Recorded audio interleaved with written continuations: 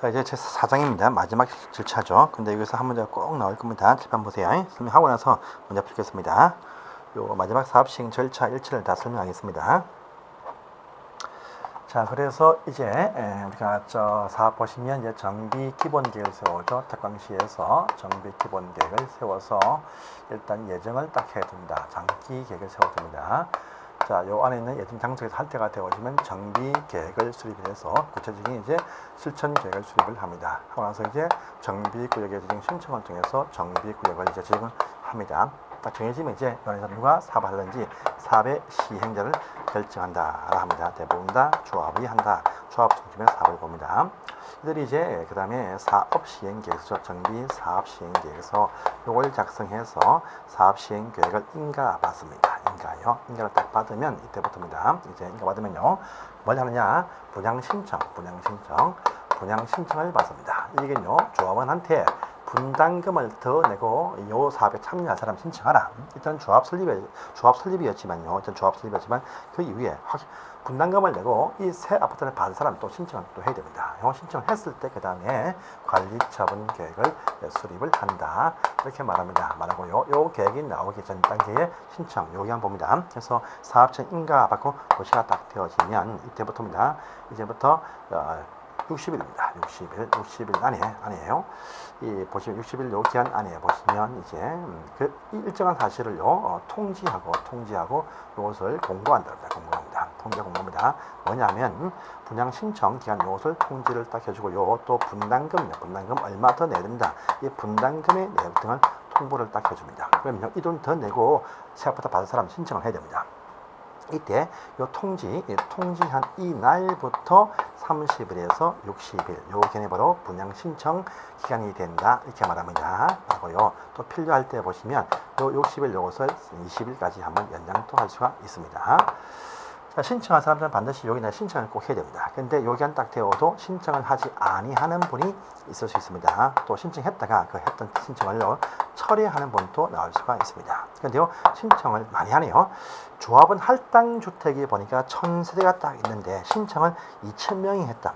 어찌 됩니까? 그러면요, 이 중에서 2분의 1은 제외해야 됩니다. 이와 같이 신청을 많이 하게 되면 너무 작은 지분권자들을요 강제로 제외할 수도 있습니다. 그래서 계획을 세울 때 제외할 수 있습니다. 그러면 제외되어지면 자들한테 이제 현금 청산입니다. 전부 다 바로 현금으로 조합해서 현금 청산을 당해서 정리해줍니다. 현금 청산 정리해주는데요. 현금 청산하는 요 시기는요, 거래처분 계획 인가 요 받은 요 다음 날부터 90일 안에 현금 청산을 해준다. 이것도 잘 봐두세요. 시험에 나올 수 있습니다.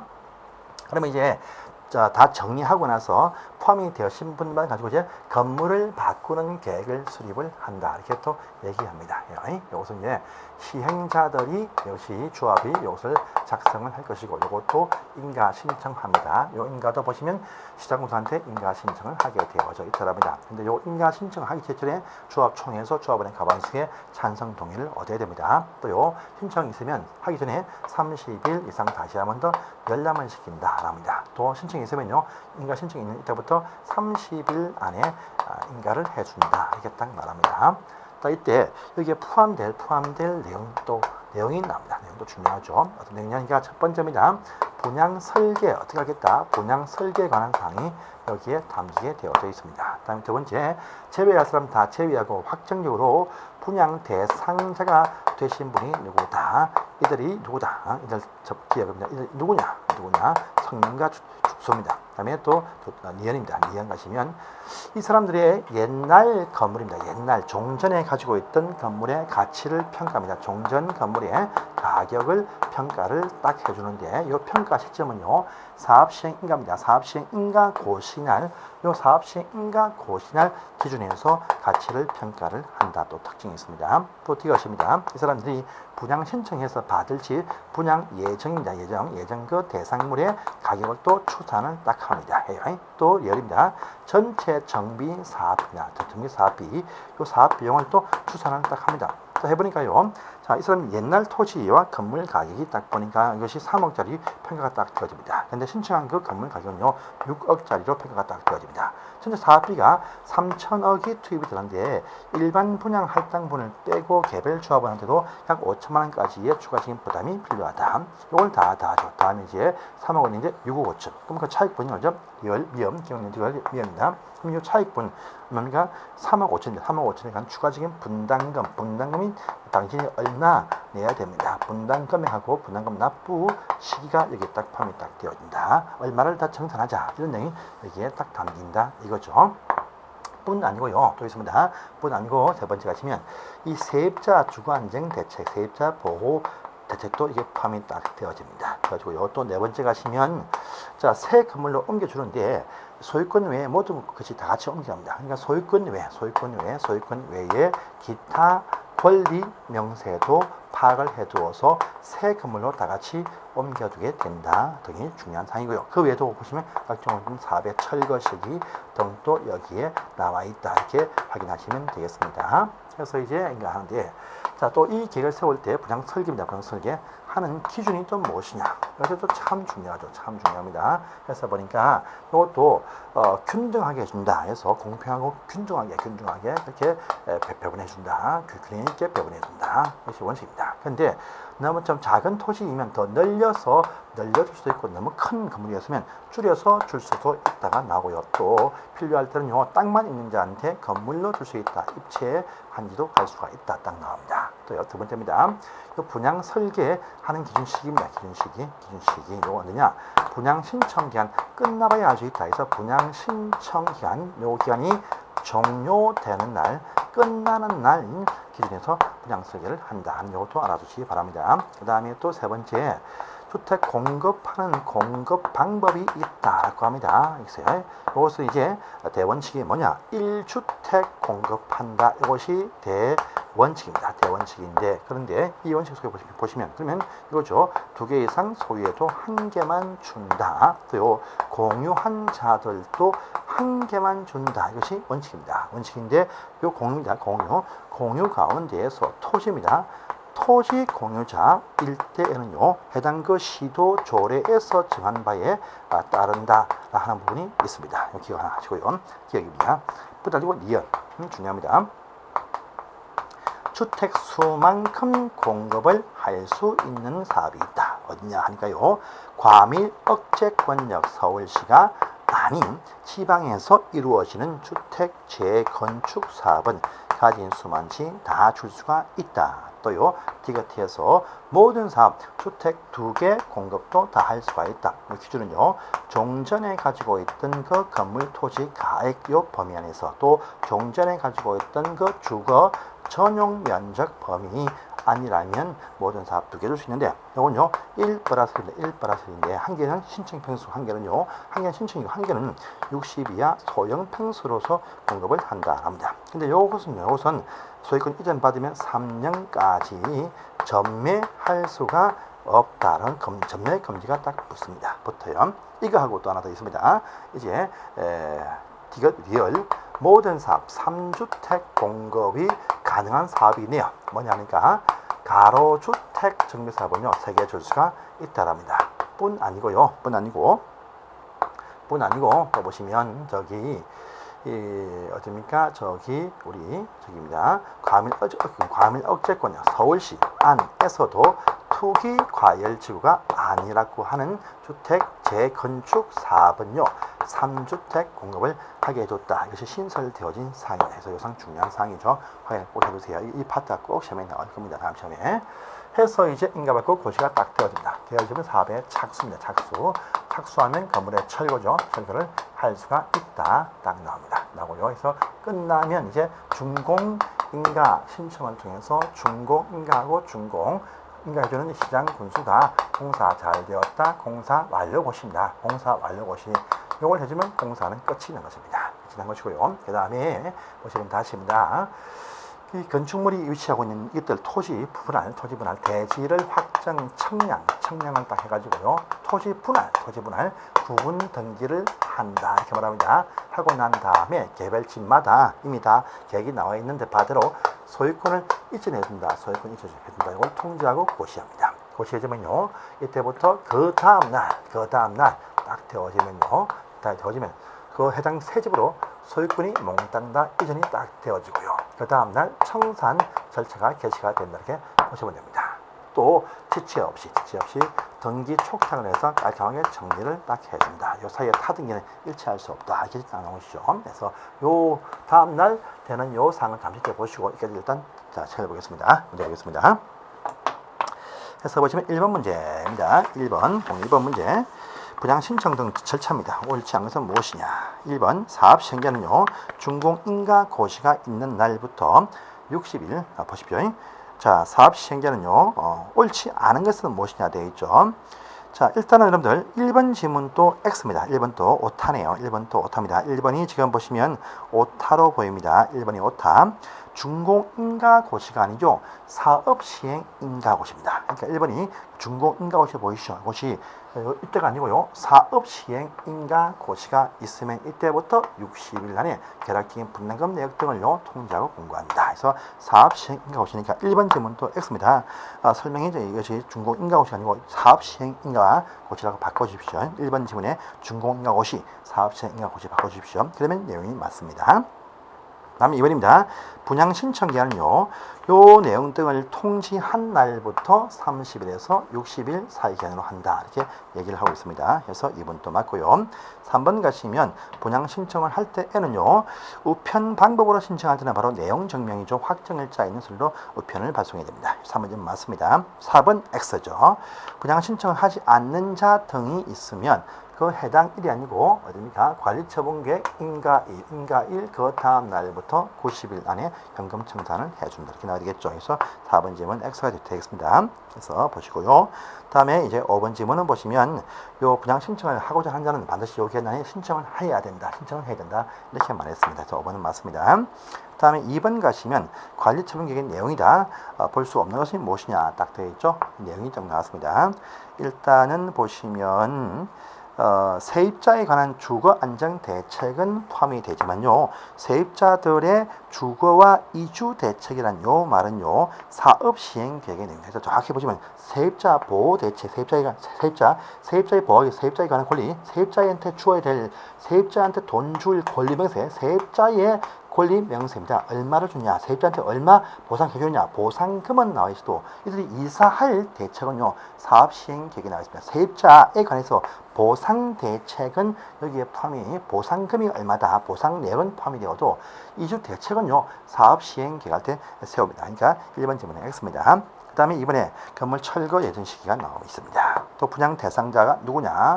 그 다음에 4번에 분양 대상자별 종전 토지의 가격 평가하는데 사업 시행 인가 고지를 해서 평가한다 해서 4번 맞고요. 5번에 세입자별 바로 손실 보상을 위한 권리 명세가 이게 포함된다. 이건 맞는데 세입자에 대한 주거 이주 대책 이것은 사업 시행 계획서에 포함될 사항이다. 해서 1번 헷갈리지만 잘 봐주세요. 자, 다음 페이지입니다. 문제 3번 가볼게요. 자, 권리처분 계획 설명이다. 옳은 것은 무엇이냐 되겠습니다. 자, 보시면요. 1번이죠.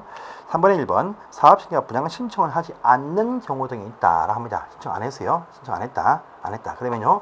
청산해 주죠. 그래서 경매 청구하는 청산한다. 이렇게 말합니다. 그 다음에 3번에, 2번에, 우리 관리처분 계획은요. 건물 철거하기 전에 수립해서 인가 신청하죠. 그래서 하고 난 이후 아니고 하기 전입니다. 그래서 보시면 X가 되겠고요. 3번입니다. 관리처분 계획에는 정비사업비의 추산액들과 분담내금 등이 여기 나와 있다. 해서 3번은 맞습니다. 4번 가시면 4번에 과밀 억제권역 밖에서 시행하는 주택 재건축 사업은요. 주택 수만큼 공급이죠. 그래서 1주택 공급이 아닙니다. 그 다음에 주택 재개발 사업은요. 다른 말이 없으면 가진 수만치 공급이 안 되겠죠. 1주택 공급이 원칙입니다. 대원칙이 다 나와 있습니다. 그래서 5번 정도 했습니다. 그 다음에 4번 문제입니다. 관리처분계획 설명이 어려운 것은 무엇이냐? 일단 너무 작은 자는요, 현금 청산에 포함시켜서 강제 제외할 수가 있다라고 했습니다. 그래서 할 수 없다 됩니다. 자, 분양 설계는요, 분양 설계 시점은 어딥니까?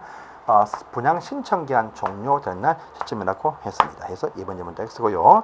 다음에 주택 공유 일대에는요, 한 개만 준다. 한 개만 준다. 이것이 원칙이죠. 토지 공유에 한해서만 시도 조례에 따른다. 주택은요, 한 개만 준다. 공유자. 이것이 원칙입니다. 그 다음에 4번에 과밀 억제권력이 아닌 곳에서의 주택 재건축사, 주택 재건축 사업은요, 가진 수만치 다 줄 수가 있다. 이렇게 말하죠. 해서 4번 질문 맞습니다. 그 다음에요, 관리처분 계획은요, 분양 대상자의 소유권과 소유권 기타 외 권리 명시도 여기에 포함이 된다라고 했습니다. 그래서 보면 5번 질문도 X가 되겠습니다. 넘어가시고 다음 페이지입니다. 5번 문제 가볼게요. 관리처분계획 설명이 틀린 것은 무엇이냐 되겠죠. 사업 시행으로 조성되어지는 대지는 관리처분계획에서 관리된다 해서 맞습니다.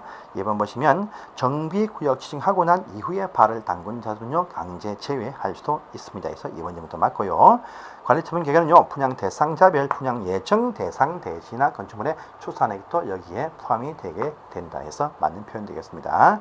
다음에 4번 가시면 주택 분양에 관한 권리를 포기하는 자들이 나한테 임대주택 달라 이렇게 한 이쁜 짓 합니다. 이쁜 짓요. 그러면 뭐냐면 이 조합원들이 더 좋은 그 주택 권리를 포기한다. 그러면요, 조합한테 이익이 발생합니다. 이런 식까지 조합 전체 총회 어길 필요 없다. 이런 말 되겠습니다. 그래서 4번 질문 X입니다. 그 다음에 5번 가시면요, 관리처분 계획을 변경할 때 이해관계자 전원이 동의하면 이 사항은요, 변경인가 필요 없고 변경 신고만 하면 된다 이렇게 말합니다. 했더라고 신고하면 된다 해서 5번 질문도 맞는 표현 되겠습니다.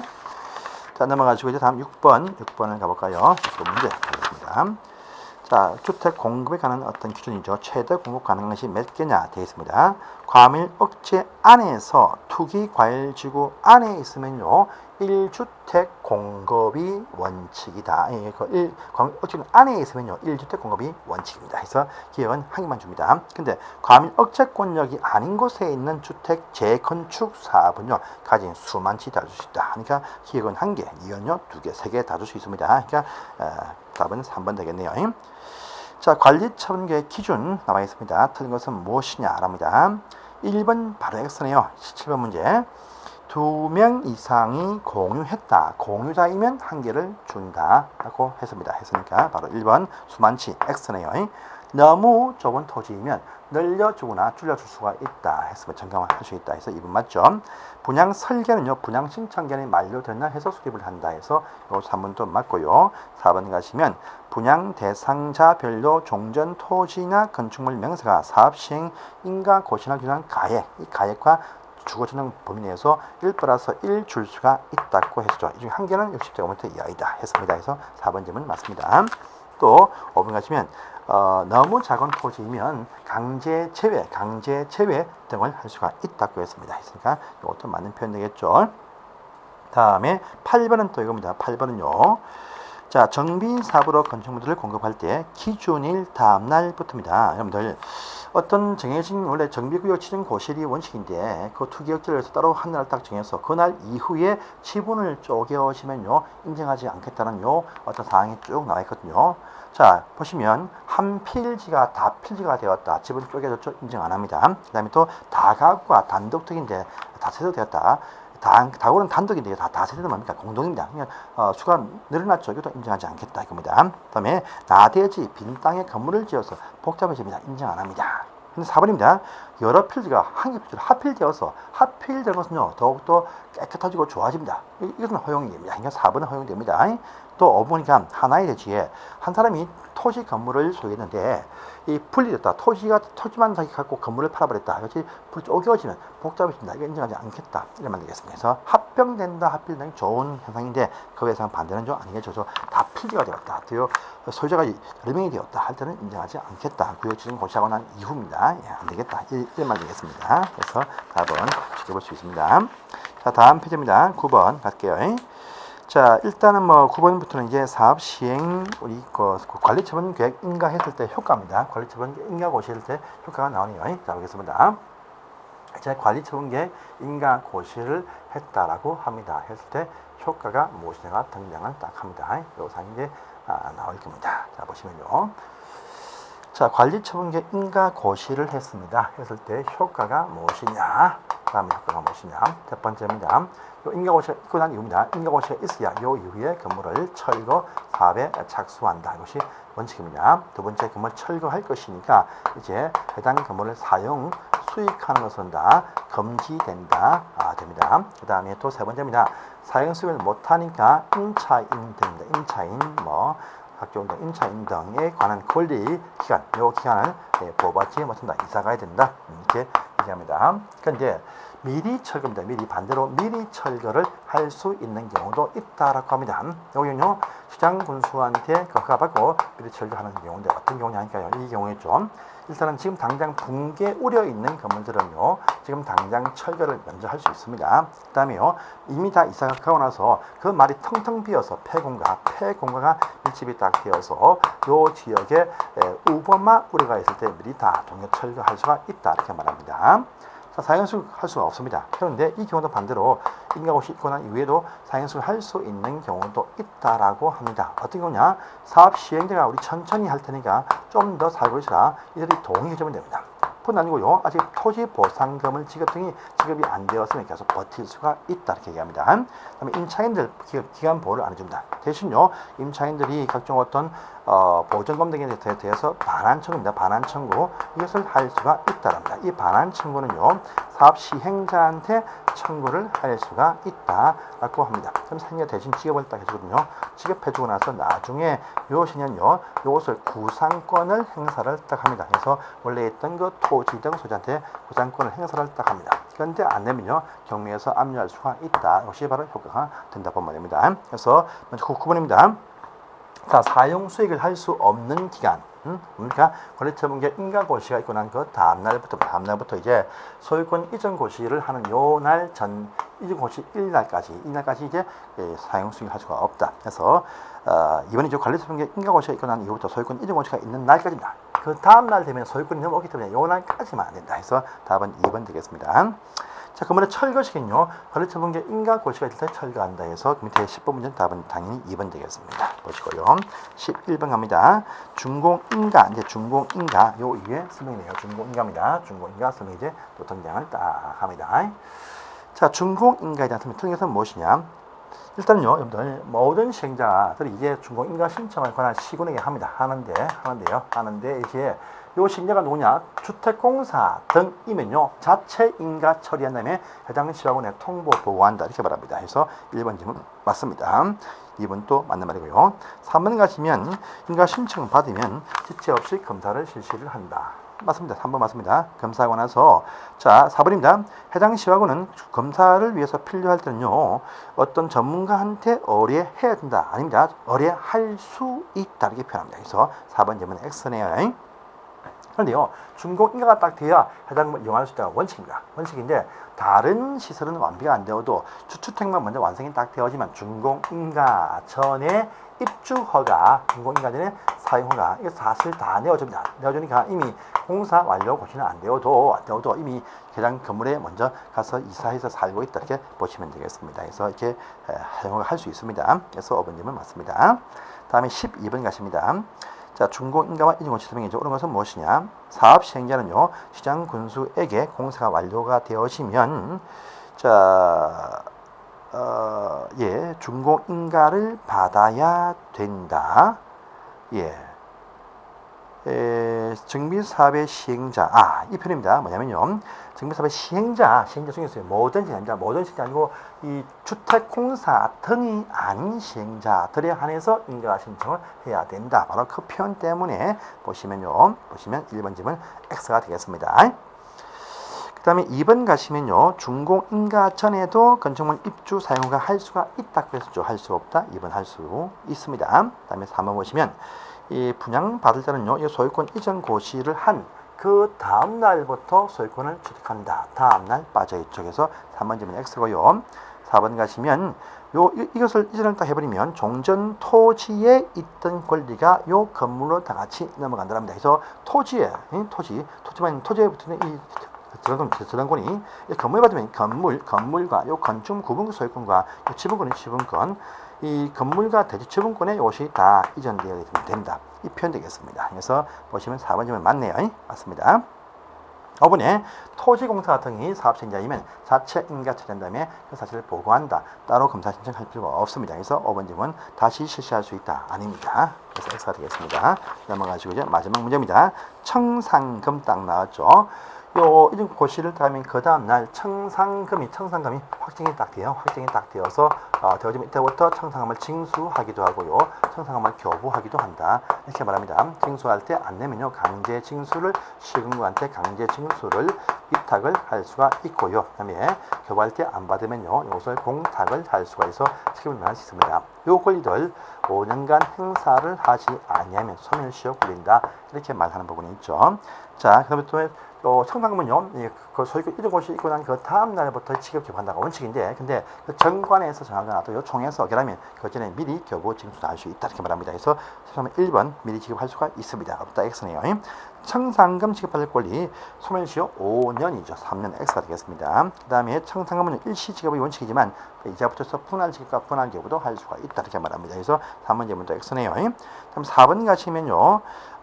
종전 토지 등에 있는 저당권자들이 청산금을 지급하기 전에 요 압류해가지고 물상대위 행사를 할 수가 있다랍니다. 그래서 4번 질문 맞네요. 5번입니다. 납부할자가 납부를 안 한다 하면요 강제징수 위탁을 할 수가 있다 이렇게 또 나오죠. 해서 5번 질문 할 수 없다 할 수가 있습니다. 자, 여기까지 해서 이번 끝을 내시고요. 다음 시간부터는요 우리 건축법을 하겠습니다. 여러분들 감사합니다.